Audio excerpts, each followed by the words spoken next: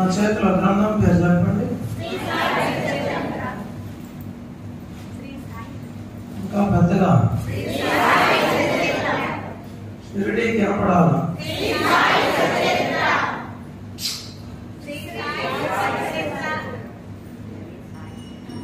ఇక్కడ పీఠం మీద బావాలి కనపడాలి. షిరిడీకి కనపడింది. ఇంకా గట్టిగా చప్పట్లు మీకు అందరికి.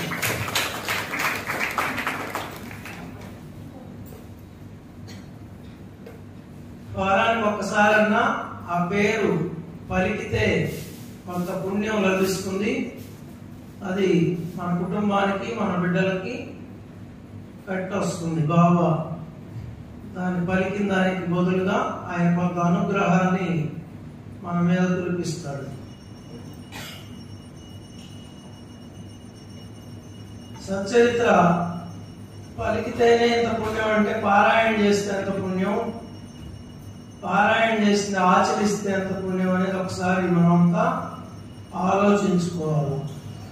సరే సార్ జై జై ధ్వానాలు చేయండి. సాయి సచ్చరిత్రకు, శ్రీ సాయి సచ్చరిత్రకు, శ్రీ సాయి సచ్చరిత్రకు, శ్రీ సాయి సచ్చరిత్రకు. సాయి సచ్చరిత్రలో లేనిది లేదు. బాబా దగ్గరికి అందరూ గృహస్థులే ఎక్కువగా వచ్చేవాళ్ళు కాబట్టి మనమంతా ఎవరిని గృహస్థులు సంసార సాగరంలో ఈదులు ఆడుతున్నాం.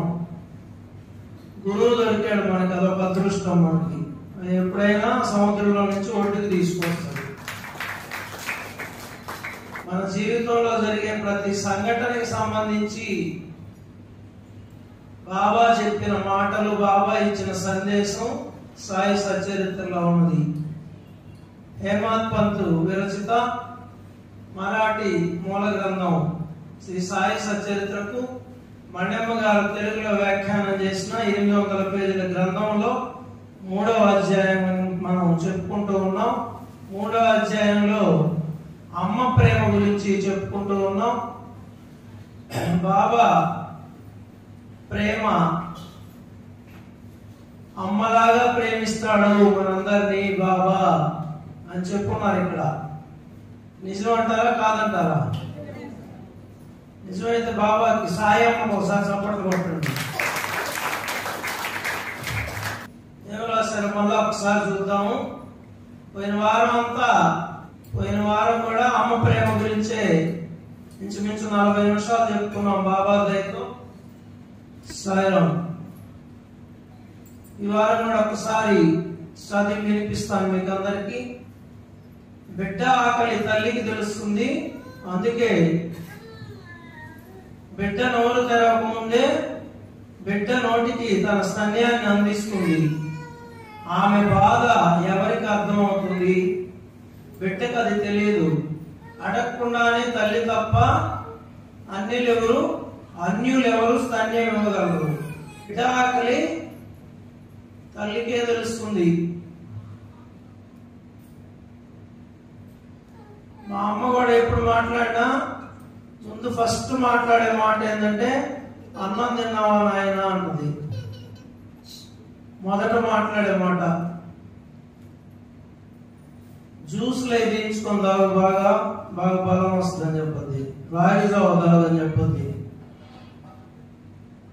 అంటే ఎవరికి చెప్పినా, మా తమ్ముళ్ళకి చేసినా అదే, అందరూ సమానమే. అది ఇక్కడ అడగకుండానే తల్లి బిడ్డకి ఏం కావాలో అని అడిగి మరి ఆకలి తీరుస్తుంది. బిడ్డ ఆకలి. బిడ్డని నగలతో అలంకరించి, సత్యనారాయణ గారి సచ్చరిత్రలో అయితే వస్త్రాలు తొడిగి ఆ వస్త్రాలు వేసిన తర్వాత, ఆ డ్రెస్ వేసిన తర్వాత ఎంత ముచ్చటగా ఉన్నాడో నా బిడ్డ అని మురిసిపోతుంది అమ్మ అని రాస్తున్నారు. నగల వేసి కూడా మురిసిపోద్ది. ఇది అమ్మ ప్రేమని సాయి ప్రేమతో పోల్చి చెప్పారు ఇక్కడ.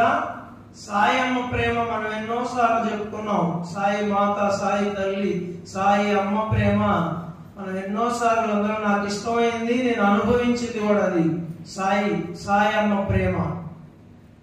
అందుకని ఎన్నోసార్లు చెప్పుకొని ఉన్నాం. పోయినసారి మాత్రం పోయిన వారం అమ్మ ప్రేమ గురించే చెప్పుకున్నాం 40 నిమిషాలు. మాతృదేవో భవ, పితృదేవో భవ, ఆచార్య దేవో భవ, అతిథి దేవో భవ అన్నారు పెద్దలు. మరి ఎవరికి ఇచ్చారు మొదటి స్థానం? మాతృదేవో భవ, తల్లికి ఇచ్చారు మొదటి స్థానం, అమ్మకి ఇచ్చారు. తర్వాతే అందరూ. ఆ నాన్న కూడా అమ్మ తర్వాతే. ఈ వేదాలు చెప్పే ఈ మాట, ఈ పదాలు వేదంలోవి. మాతృదేవో భవ, పితృదేవో భవ, ఆచార్య దేవో భవ, అతిథి దేవో భవ, ఇది వేదమాత చెప్పిన పదాలు ఇవి. తల్లి, తండ్రి, గురువు, దైవం అన్నారు. ఎవరికి ఇచ్చారు మొదటి స్థానం? తల్లికే ఇచ్చారు. మరి ఎందుకని? మరి నాన్న కూడా కష్టపడి సంపాదించి కుటుంబాన్ని పోషిస్తున్నాడు, అన్ని చేస్తున్నాడు కదా. మరి అమ్మకే ఎందుకు ఇచ్చారు? ఇది ఎందుకు ఇచ్చారు? అమ్మకే ఈ స్థానం. అమ్మ బిడ్డకి జన్మనిచ్చేటప్పుడు ఆమె మరో జన్మ ఎత్తుతుందంట. పాత రోజుల్లో ఇంత మెడికల్ డెవలప్మెంట్ కాలేదంట, మెడికల్ కాలేదు. ఆ రోజుల్లో ప్రసవంలో కూడా ఎంతో మంది తల్లులు చనిపోయేవాళ్ళంట. అంటే ప్రాణాలకు తెగించి 9 మాసాలు మోసి 9 నెలలు ఎన్నో బాధలు అనుభవించి తన బిడ్డకి జన్మనిచ్చి, ఆ బిడ్డ పుట్టగానే ఆ బిడ్డను చూసుకొని మురిసిపోతుంది, పొంగిపోతుంది. తల్లి తొలి చూపు, బిడ్డను చూసే చూపులో ఉండే ప్రేమ అది మాటలకు అందదంట, మన ఊహలకు అందదంట. 9 నెలలు మోసి ఆ బిడ్డని తొలిసారి, ఆ తొలి చూపు, అమ్మ తొలి చూపులో ఉండే ప్రేమ అసలు దేనికి సాటి రాదంట. అమ్మ ప్రేమకి సృష్టిలో ఏ ప్రేమ, ఆ తొలిసారిగా బిడ్డను చూసుకునే ప్రేమ. 9 నెలలు పడ్డ కష్టం మర్చిపోయి ఆ బిడ్డను చూసుకొని మురిసిపోతుందంట, పొంగిపోతుందంట, తను పడ్డ బాధలు మరిచిపోతుందట. అందుకే ప్రథమ స్థానం ఇచ్చారు అమ్మకి. మరి హేమాద్రి పంతు ఈ సచరిత్ర రచయిత రాశాడు. తల్లి పాలిచ్చేటప్పుడు కూడా బాధను అనుభవిస్తుంది, బిడ్డకి ఆ బాధ తెలియదు అని. తల్లులకే తెలుసు ఆ బాధ. తన రక్తాన్ని అమ్మ తన రక్తాన్ని పాలగా మార్చి బిడ్డలకి స్తన్యం ఇస్తుంది, ఆహారాన్ని ఇస్తుంది. పుట్టగానే అమ్మ రక్తాన్ని పాలగా మార్చి ఒక్కొక్కసారి ఆ పాలు తాగేటప్పుడు కూడా కొంత నొప్పిని అనుభవిస్తుందంట, కొంత బాధని. అది ఆ బిడ్డలకు తెలియదు అని రాశారు ఇక్కడ హేమాద్రి పంతు. చాలా మంది తన పిల్లలకి చెప్పరు బాధలు. ఎందుకు? వాళ్ళకి ఏదో చిన్న బిడ్డలం మేము చిన్న బిడ్డలప్పుడు కూడా మా అమ్మ మాకు చెప్పలా ఆ పడిన బాధలు. మేము ఊహ తెలిసి మేమే తెలుసుకున్నాం కొన్ని, ఇన్ని బాధలు పడుతున్నారా అని. చెప్పలా చాలా. ఎందుకంటే పిల్లల్ని ఎప్పుడు బాధ పెట్టదు, సుఖ పెడుతుందే గాని అమ్మ బిడ్డల్ని బాధ పెట్టదు. ఎప్పుడు బిడ్డకు బాధ కలిగించే విషయాలు చెప్పదు. సరే, పోయిన గురువారం చెప్పాను మీకు మా అమ్మ గురించి చెప్తానని. మా అమ్మ ప్రేమ గురించి చెప్పమంటారా? చెప్పంటే చప్పట్లు కొట్టండి ఒకసారి.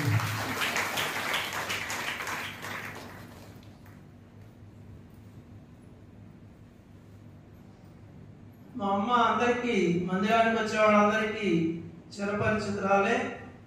ఇప్పుడు కొంచెం ఆరోగ్యం బాగలేక ఈ మధ్య కొంచెం తక్కువ వస్తున్నది. ప్రతి గురువారం భజన అంటే చాలా ఇష్టం, దేవుళ్ళన్నా చాలా ఇష్టం, దేవాలయాలకు వెళ్ళాలన్నా చాలా ఇష్టం. మమ్మల్ని చిన్నప్పుడు కూడా దేవాలయాలకి తీసుకెళ్లేది, మమ్మల్ని అన్ని దేవాలయాలకి. నేను చిన్న పిల్లవాడప్పుడు నా చేతే ఉదయం స్నానం చేయించగానే పూల చెట్లు ఉండేవి మా ఇంట్లో. పూలన్నీ నా చేతనే కోయించేది. దేవుడికి పెట్టని ఒక 2 పుస్తకాలు ఇచ్చింది, రోజు చదవమని నన్ను దేవుడి దగ్గర. కౌసల్య సుప్రజ రామ, ఇప్పటికి కూడా నాకు అది కంఠస్థం. కౌసల్య సుప్రజ రామ పూర్వ సంధ్యా ప్రవర్తతే ఉత్తిష్ట నరసార్థూల కర్తవ్యం దైవమాహ్నికం ఉత్తిష్టోత్తిష్ట ఉత్తిష్ట గోవింద గరుడ ధ్వజ ఉత్తిష్ట కమలాకాంత త్రైలోక్యం మంగళం కురు. పుస్తకాలు 2 ఇచ్చింది నాకు, రోజు చదవమనేది.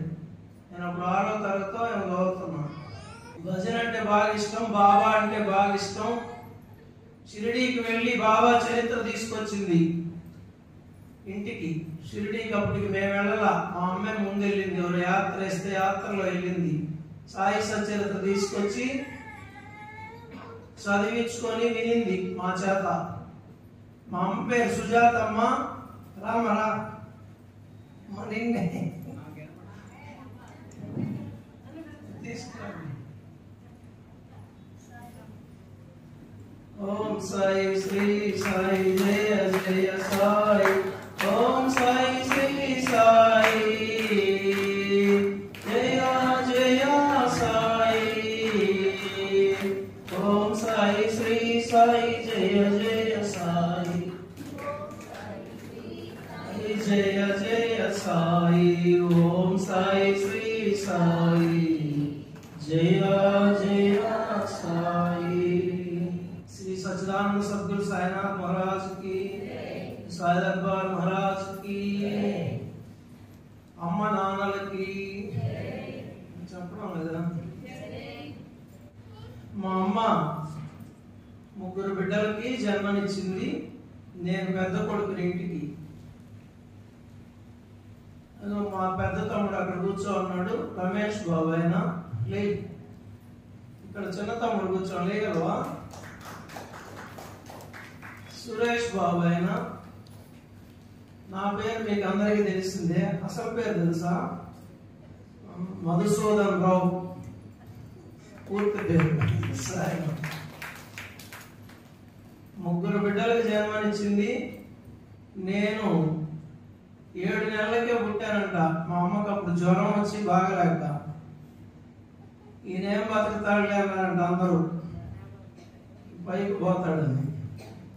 కానీ మా అమ్మ దేవుళ్ళందరినీ పట్టుకొని అందరికీ ముక్కోటి దేవుళ్ళకు మొక్కి దేవుళ్ళ దయతో జాగ్రత్తగా నన్ను చూసుకొని బతికించుకుంది దేవుళ్ళకి చెప్పి.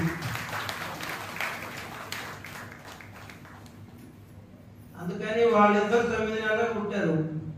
అందుకని వాళ్ళిద్దరి కంటే నాకే కొంచెం ఎక్కువ పెట్టేదండి ఫుడ్, ఆహారం. మేము యాదవులం కాబట్టి అప్పట్లో నాన్ వెజ్ తినేవాళ్ళం బాగా. నేనేది మనసులో దాచిపెట్టుకొని అంతా ఓపెన్ అయ్యి, వాళ్ళకి ఒక గుడ్డు పెడితే నాకు 2 గుడ్లు. అది కూడా వాళ్ళు మళ్ళీ ఏమని అనుకుంటానే, అన్నం కింద కప్పెట్టేది ఒక గుడ్డు. 2 గుడ్లు అన్నమాట. ఒక గుడ్డు అయిపోయిన తర్వాత ఇంకో గుడ్డు. మా అమ్మ మర్చిపోయిందేమో, నేను మర్చిపోవాలా. కూర కూడా నాకు ఎక్కువే, వాళ్ళకంటే ఎక్కువ పెట్టేది నాకు అన్ని ఫుడ్. 7 నెలలకు పుట్టాడు వీడు, బాగా బలంగా పెట్టమన్నారు డాక్టర్లు కూడా, బాగా ఎదుగుతాడని. అందుకని వాళ్ళిద్దరికంటే నేనే ఒకరు పొడుగయ్యా. అందుకని ఫుడ్ బాగా పెట్టింది కాబట్టి. ఇంకా కుటుంబ పరిస్థితుల గురించి చెప్పాలంటే, మనవడు ముని మనవడు చేశాడు. ముత్తుకూరు మాది స్వగ్రామం. మా తాత ఉన్నప్పుడు కుటుంబం అంతా బాగా కొంచెం ఆర్థికంగా కూడా మంచి స్థితిలోనే ఉన్నారు.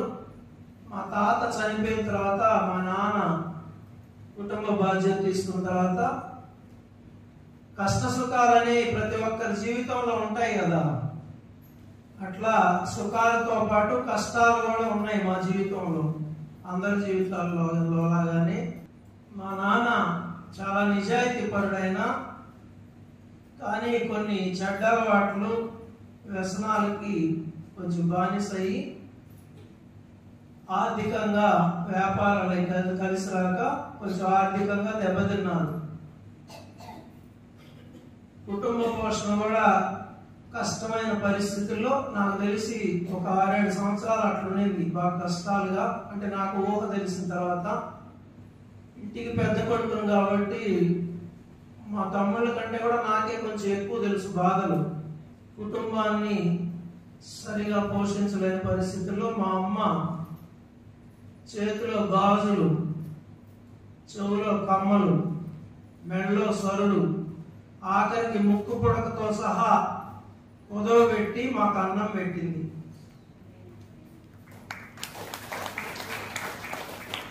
ఏమిచ్చి రుణం తీర్చుకుంటాం? అమ్మ రుణం. వాళ్ళు తిన్నారో తినలేదో మాకు తెలియదు, మాకు మాత్రం కడుపు నిండా పెట్టింది. ఏమిచ్చి రుణం తీర్చుకునేది? మా అమ్మ రుణం.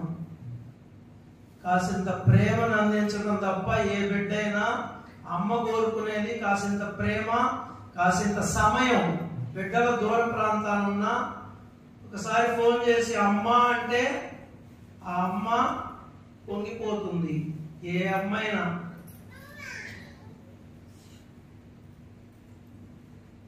ప్రతిరోజు ఒక్కసారి పలకరిస్తే చాలు, అమ్మ కడుపు నిండిపోతుంది.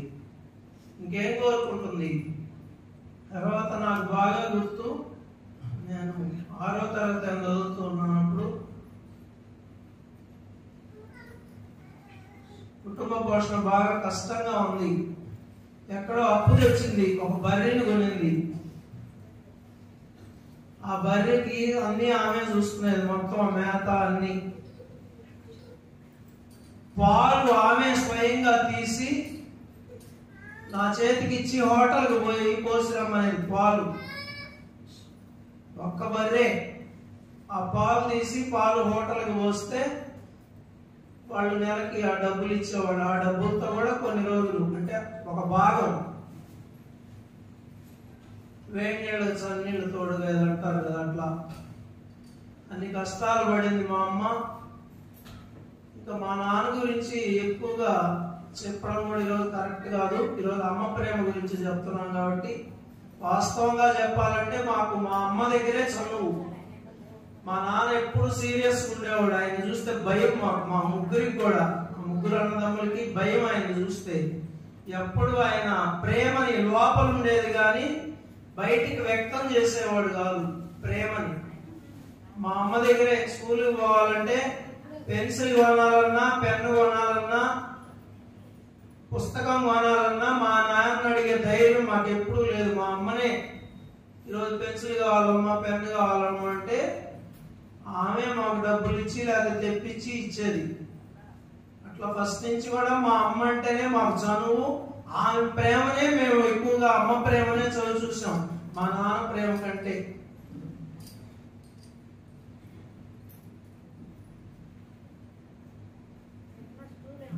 ఆ తర్వాత మాకు ఎప్పుడు చెప్తుండే, సాయి మీరు చెడ్డ అలవాట్లు మాత్రం నేర్చుకోవద్దు, ఎప్పుడు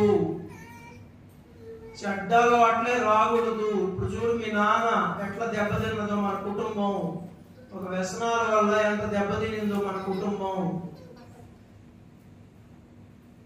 మీరు రేపు పెరిగి పెద్దోళ్ళు అయిన తర్వాత సమాజంలో మంచి స్థానంలో ఉండాలి, మీరు ఆర్థికంగా కూడా మంచి స్థితిలో ఉండాలి అని ఎప్పుడూ చెప్తుండేది. ఈ రోజు మేము ఈ మాత్రం ఉన్నామంటే మా అమ్మ ఆ రోజు చెప్పిన మాటలు. అందుకే అమ్మ తొలి గురువు అన్నారు. తొలి గురువు ఎవరు బిడ్డలకి? అమ్మ తొలి గురువు.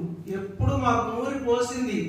మా మేనమామలు ఉన్నారు, వాళ్ళు బాగా, మా అమ్మ అన్నలు ఇద్దరు, వాళ్ళు పెద్ద కోటీశ్వరులు. వాళ్ళు చూపించేది మాకు, మీ మేనమామలు చూడు ఎట్లా సంపాదించున్నారు బాగా, మీరు కూడా పెద్ద అయిన తర్వాత ఏ చెడ్డలు అట్లా లేకుండా మంచి పొజిషన్కి రావాలా. మీరు ఏ తల్లైనా కోరుకునేది అదే కదా, ప్రతి అమ్మ కోరుకునేది అదే. సమాజంలో మంచి ఉన్నత స్థానంలో ఉండాలి. మా అమ్మ సంకల్ప బలం, మా అమ్మ ఆశీస్సులు నెరవేరే అంటారా లేదంటారా? మేము నెరవేరింది తల్లి సంకల్పం. మేము ముగ్గురు మంచి స్థానంలోనే ఉన్నాం ఈరోజు. ఆయన రమేష్, పెద్ద తమ్ముడు రమేష్, ఆయన ఆర్థికంగా మంచి స్థానంలో ఉన్నాడు. ఈయన చిన్న ఆయన సురేష్ కూడా కొంచెం చిన్న ఒడిదుడుకులు ఉన్నా వాళ్ళ కొడుకుని అమెరికాకు పంపించాడు. ఆయన మంచి స్థానంలో ఉన్నాడు. ఎవరికే చెడ్డ అలవాట్లు లేవు. వాళ్ళ కొడుకులు ఇద్దరు, ఒక ఆయన డాక్టర్, ఒక ఆయన ఇంజనీర్. రమేష్ కొడుకులు ఇద్దరు. ఆయన కొడుకు అమెరికా పోయినాడు. నా కొడుకు సంగతి మీకు తెలుసు కదా, మీకు అందరికి. ఆయన సిఏ చేశాడు. ఆడిటర్ గా ఉండాల్సింది, ఆడిటర్ కంటే ఇది పెద్ద ఉద్యోగం రా, బాబా దగ్గర చేసుకో ఉద్యోగం అని చెప్పాను. నా దృష్టిలో అయితే బాబా సేవకుడుగా ఉండడమే పెద్ద ఉద్యోగం నా దృష్టిలో. కానీ చాలా మంది నన్ను కూడా అడుగుతుంటారు, ఎందుకు పిల్లోడిని చెడగొట్టేవని. పిల్లోడిని చెడగొట్టేవని అడిగిన వాళ్ళు ఎంతో మంది ఉన్నారు నన్ను. కానీ నాకేంటంటే ఈ పుస్తకాలన్నీ చదివి ఏది సత్యం ఏది అసత్యం తెలుసు కాబట్టి, ఏది శాశ్వతం ఏది అశాశ్వతం, ఏది మనతో కూడా వచ్చేది మనతో కూడా రాని తెలుసు కాబట్టి బాబా దగ్గర బాబా కులులోనే ఉద్యోగాన్ని పెట్టేసేవాడిని, సేవకు. సాయిరాం. ఇప్పుడు కూడా మా అమ్మ మా ముగ్గురులో అన్నదమ్ముల్లో ఎవరికి ఇబ్బంది వచ్చినా ఆయన బాబాకి ప్రార్థన చేయి, వాళ్ళకి సమస్య ఉంది, సురేష్ కి సమస్య ఉంది, రమేష్ కి సమస్య ఉంది, మామూలుగా ఒక్కరోజు చేయమందు రోజు నువ్వు ప్రతిరోజు నిద్రలేయగానే వాళ్ళ గురించి ప్రార్థన చేయని చెప్పద్ది. అది కదా అమ్మ ప్రేమ అంటే. సాయి బిడ్డలందరూ బాగుండాలా, వాళ్ళ బిడ్డలు బాగుండాలా, బిడ్డలు బాగుండాలా అని కోరుకునేది అమ్మ. అమ్మ స్వచ్ఛమైన ప్రేమ. బిడ్డలకు బాగలేకుండా వస్తే అమ్మ ఒక్కొక్కసారి, నాకు అనుభవాలు కూడా ఉన్నాయి, నా ఆయుష్ కూడా పోసి వాడిని బతికిచ్చయ్యా అని దేవుడిని అడిగిన అమ్మ లేరంటారా? తన ఆయుష్ను కూడా బిడ్డల కోసం అవలేలుగా నా ఆయుష్ కూడా పోసి నా బిడ్డను బతికిచ్చయ్యా అని అడుగుతున్న అమ్మ ఎవరు అడగగలరు? ఈ సృష్టిలో ఎవరు అడగగలరు చెప్పండి? అమ్మ అడగగలరు. నా ఆయుష్ కూడా తీసుకొని నా బిడ్డను బతికించండి. అది అమ్మ ప్రేమ అంటే. అటువంటి అమ్మలు కొన్ని కోట్ల మంది ఈ ప్రపంచంలో ఉన్న అమ్మలందరి ప్రేమ కలిపి మన మీద కురిపిస్తున్నాడు సాయినాథ్, సాయి మాత, సాయి తల్లి, సాయి అమ్మ. ఆ సాయి అమ్మ ప్రేమను కొలవగలమా? ఒక్క అమ్మ ప్రేమే ఇంతుంటే మరి సాయి అమ్మ ప్రేమను కొలవగలమా?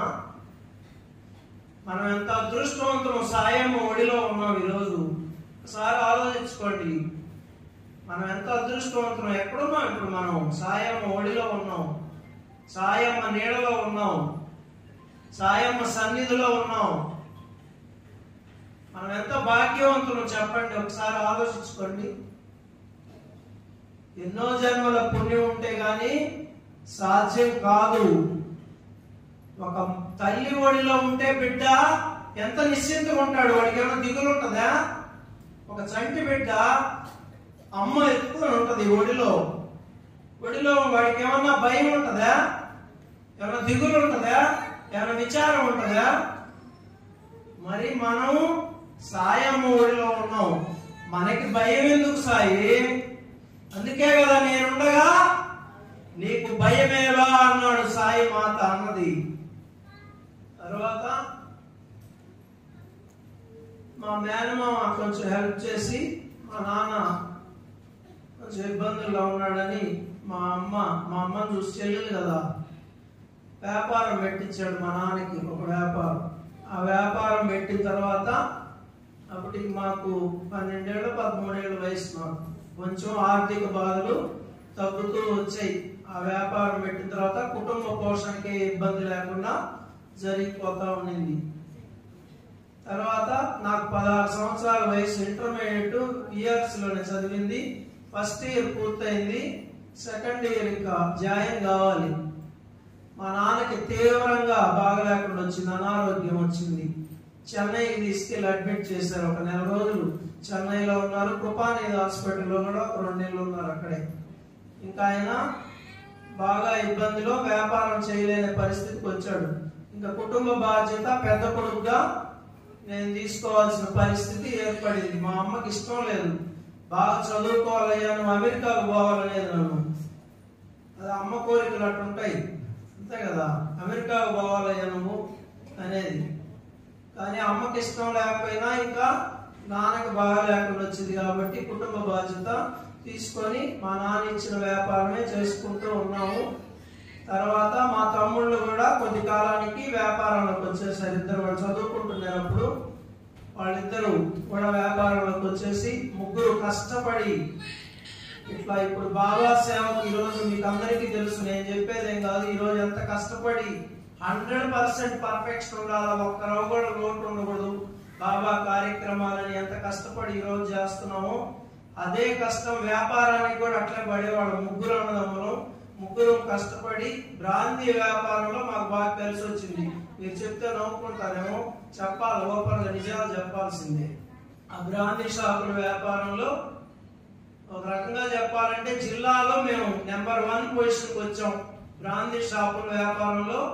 అంటే నెల నెల ఎవరెవరు ఎంత సరుకు కొన్నది లెక్క వచ్చేస్తుంది అనమాట. నరసింహకొండ డిపో ఎవరు ఎంత కొనింది, ఎంత అమ్మింది, ప్రతి నెలలో మేము ఫస్ట్ వచ్చేవాళ్ళం, జిల్లా ఫస్ట్.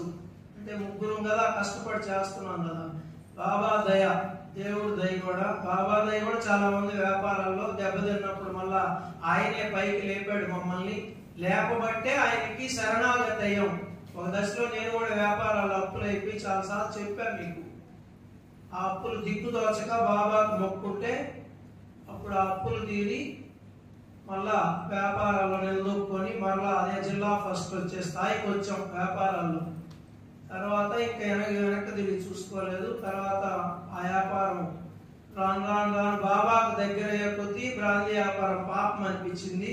చాలా మంది స్వామీజీలు కూడా అడిగారు, నేను ఆ వ్యాపారం చేయమంటారా వద్దంటే, అవకాశం ఉంటే మానేయమని చెప్పారు. సరే ఉన్నది ఒక బిడ్డ కానీ ఈ లక్ష్మితో మాట్లాడి ఆ వ్యాపారాన్ని మానేయడం జరిగింది 2005లో. 2005 నుంచి ఇంచుమించు పూర్తి సమయం బాబా సేవకే ఆయన తీసుకున్నాడు. ఆయన గురువులో పూర్తిగా కుటుంబాన్ని అంతా. సాయం సాయం